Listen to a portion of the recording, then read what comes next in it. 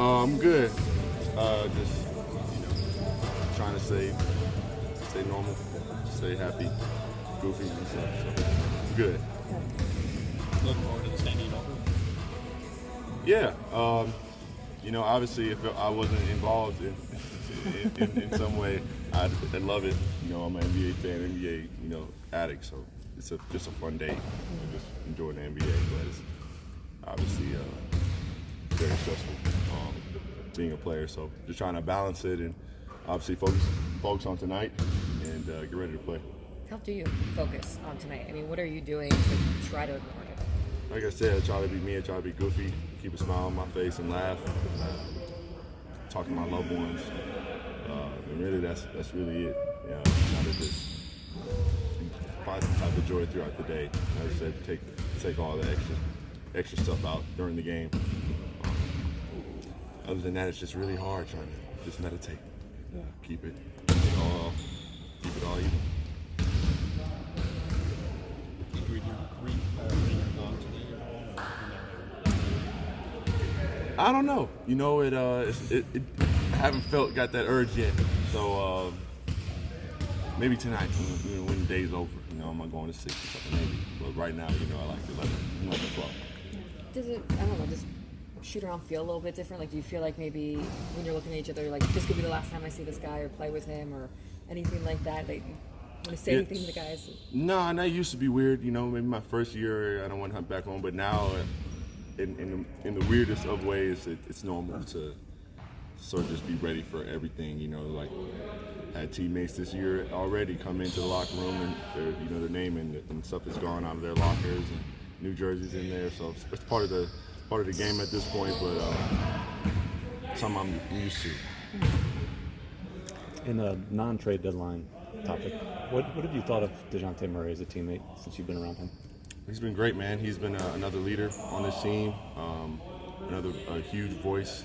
Obviously, another guy who plays with a lot of emotion. He plays with his heart out there, and you can see it when he plays. So, obviously, it takes time for everything to snap and click together and work like how we want it to and know it can. But he's just done a great job up to this point. I feel like he's trying to assimilate his way into the team and, find his spot in Atlanta. So, obviously, that's my brother, and like I said, I'm loving, outside of the basketball, loving the leadership he brings to the squad.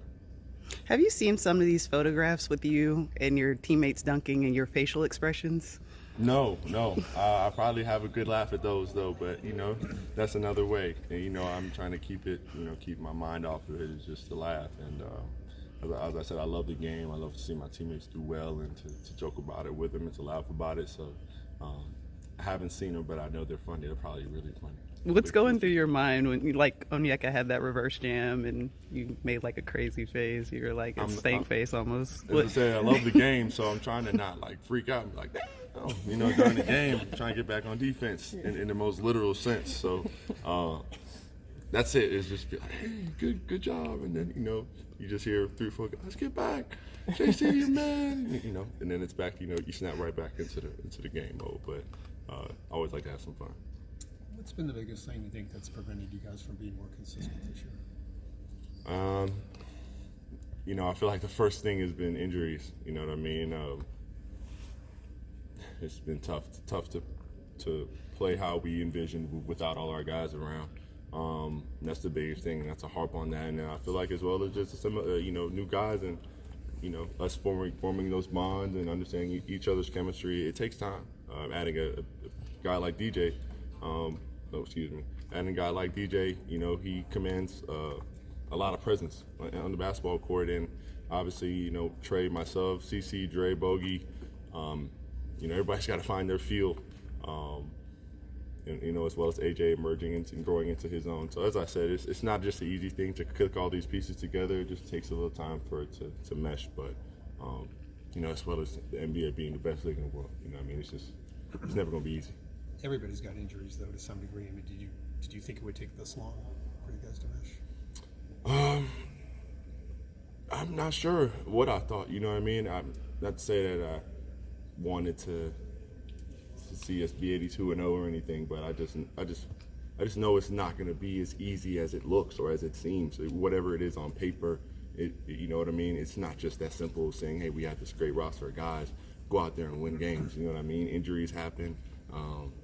You know, new players, people coming into their own and trying to just build a roster with new guys who are, you know, trying to come in and make a big impact. Like I said, it's just not as easy as click and play. You know what I mean? It just takes time. It takes that click and that spark. Whatever you want to say, it takes time. You know, so it's difficult. If things kind of stay where they are, just what are your thoughts on the East right now when you have Katie and Kyrie moving over to the West, and just your ability maybe to keep going up in the standings here in this final stretch?